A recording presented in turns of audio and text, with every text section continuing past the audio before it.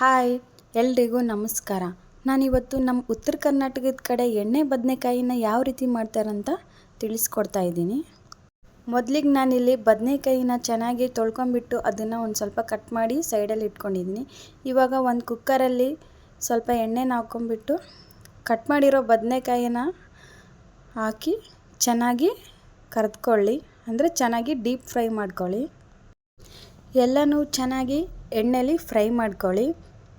ಒಂದು 70% ಅಷ್ಟು ಎಣ್ಣೆಯಲ್ಲೇ ಬದನೆಕಾಯಿ ಚೆನ್ನಾಗಿ ಫ್ರೈ ಆಗಿರಬೇಕು. ಒಂದು ಸ್ವಲ್ಪ ಎಣ್ಣೆನ ಜಾಸ್ತಿನೇ ಹಾಕ್ಕೊಳ್ಳಿ. ಎಣ್ಣೆ ಬದನೆಕಾಯಿ ಆಗಿರೋದ್ರಿಂದ ಬದನೆಕಾಯಿನ ಎಣ್ಣೆಲೇ ಚೆನ್ನಾಗಿ ಫ್ರೈ ಮಾಡ್ಕೊಳ್ಬೇಕು. ಎಣ್ಣೆಲಿ ಬದನೆಕಾಯಿ ಫ್ರೈ ಆದ ತಕ್ಷಣ ಬದನೆಕಾಯಿ ಕಲರೆಲ್ಲ ಚೇಂಜ್ ಆಗುತ್ತೆ. ನೋಡ್ತಾ ಇರ್ಬೋದು ನೀವು, ಚೆನ್ನಾಗಿ ಫ್ರೈ ಮಾಡ್ಕೊಳ್ಳಿ.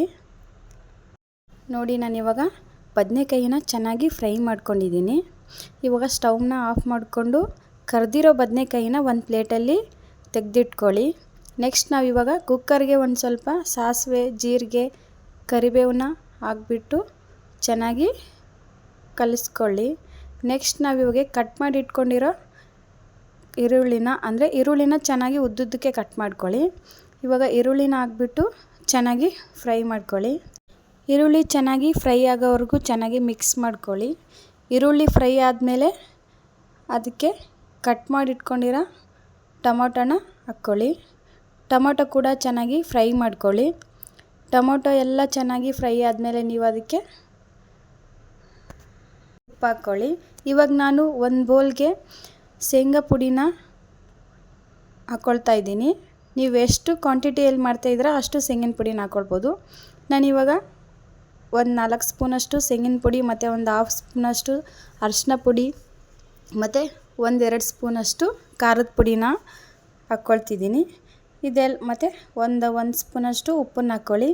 ಇದೆಲ್ಲನೂ ನೀರು ಹಾಕ್ಕೊಂಡು ಚೆನ್ನಾಗಿ ಮಿಕ್ಸ್ ಮಾಡ್ಕೊಳ್ಳಿ. ನಿಮಗೇನಾದರೂ ಹುಣಸೆಹಣ್ಣು ರಸ ಬೇಕಂದ್ರೂ ಕೂಡ ಆ್ಯಡ್ ಮಾಡ್ಕೊಳ್ಬೋದು. ನಾನಿಲ್ಲಿ ಹಾಕ್ಕೊಂಡಿಲ್ಲ. ಇವಾಗ ಇದೆಲ್ಲನೂ ಚೆನ್ನಾಗಿ ಮಿಕ್ಸ್ ಮಾಡ್ಕೊಳ್ಳಿ. ಹುಣಸೆಹಣ್ಣು ರಸ ಹಾಕಿದ್ರೆ ನೀವು ಬೆಲ್ಲನ ಹಾಕ್ಕೊಳ್ಬೇಕು. ನಾನಿಲ್ಲಿ ಹುಣಸೆಹಣ್ಣು ರಸ ಹಾಕ್ಕೊಂಡಿಲ್ಲ, ಅದಕ್ಕೆ ಬೆಲ್ಲನ ಹಾಕ್ಕೊಳ್ತಾ ಇಲ್ಲ. ಇವಾಗ ನಾನು ಎಲ್ಲನೂ ಚೆನ್ನಾಗಿ ಮಿಕ್ಸ್ ಮಾಡ್ಕೊಳ್ತಾ ಇದ್ದೀನಿ. ಇದಕ್ಕೆ ಜಾಸ್ತಿ ನೀರು ಹಾಕ್ಕೊಳ್ಳೋಕೆ ಹೋಗಬೇಡಿ, ಸ್ವಲ್ಪನೇ ನೀರು ಹಾಕ್ಕೊಂಡು ಚೆನ್ನಾಗಿ ಮಿಕ್ಸ್ ಮಾಡ್ಕೊಳ್ಳಿ. ನೋಡಿ ನಾನಿಲ್ಲಿ ಯಾವ ರೀತಿ ಮಿಕ್ಸ್ ಮಾಡ್ಕೊಂಡಿದ್ದೀನಿ ಅಂತ. ಇವಾಗ ನಾವು ಕರೆದಿರೋ ಬದನೆಕಾಯಿಗೆ ಈ ಪೇಸ್ಟನ್ನು ಮಾಡ್ಕೊಂಡಿದ್ದೀವಲ್ವ, ಅದನ್ನು ತುಂಬ್ಕೊಳ್ಳಿ. ನೋಡಿ, ಬದನೆಕಾಯಲ್ಲಿ ಅದನ್ನೆಲ್ಲನೂ ಚೆನ್ನಾಗಿ ತುಂಬಿಕೊಂಡು ಒಂದು ಪ್ಲೇಟಲ್ಲಿ ತೆಗೆದಿಡಿ. ಇನ್ನು ನಾನಿವಾಗ ಎಲ್ಲ ಬದನೆಕಾಯಿಗೂ ಅದೇ ಥರನೇ ತುಂಬಿ ಇಟ್ಕೊಳ್ತೀನಿ. ನೋಡಿ, ನಾನಿವಾಗ ಎಲ್ಲನೂ ತುಂಬಿ ಒಂದು ಪ್ಲೇಟಲ್ಲಿ ತೆಗೆದಿಟ್ಕೊಂಡಿದ್ದೀನಿ.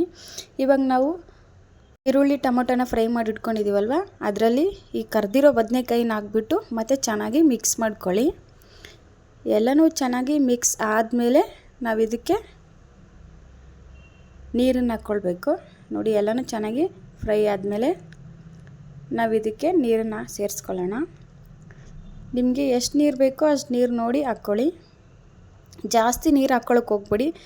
ಜಸ್ಟ್ ಬದನೆಕಾಯಿಗೆ ಒಂದು ಸ್ವಲ್ಪ ಮಿಕ್ಸ್ ಆಗೋಷ್ಟು ಒಂದು 1/2 ಕಪ್ಪಷ್ಟು ನೀರು ಹಾಕ್ಕೊಂಡ್ರೆ ಸಾಕು. ನೋಡಿ, ನಾನಿವಾಗ ಕೊತ್ತಂಬರಿ ಸೊಪ್ಪು ಹಾಕ್ಕೊಂಡಿದ್ದೀನಿ. ನಾವು ಪೇಸ್ಟ್ ಮಾಡ್ಕೊಂಡಿದ್ವಲ್ವ, ಅದು ಕರಿದ ಬದನೆಕಾಯಿ ತುಂಬಿದ್ದು ಎಲ್ಲ ಸ್ವಲ್ಪ ಪೇಸ್ಟ್ ಉಳಿದಿದ್ರೆ ಅದನ್ನು ನೀರು ಹಾಕಿದ್ಮೇಲೆ ಆ ಪೇಸ್ಟನ್ನು ಕೂಡ ಕುಕ್ಕರಲ್ಲಿ ಹಾಕ್ಕೊಂಡು ಎಲ್ಲನೂ ಚೆನ್ನಾಗಿ ಮಿಕ್ಸ್ ಮಾಡ್ಕೊಳ್ಳಿ. ಎಲ್ಲನೂ ಮಿಕ್ಸ್ ಮಾಡಿದ್ಮೇಲೆ ಕುಕ್ಕರ್ನ ಕ್ಲೋಸ್ ಮಾಡಿ 1-2 ವಿಸಿಲ್ ಹೊಡೆಸ್ಕೊಳ್ಳಿ.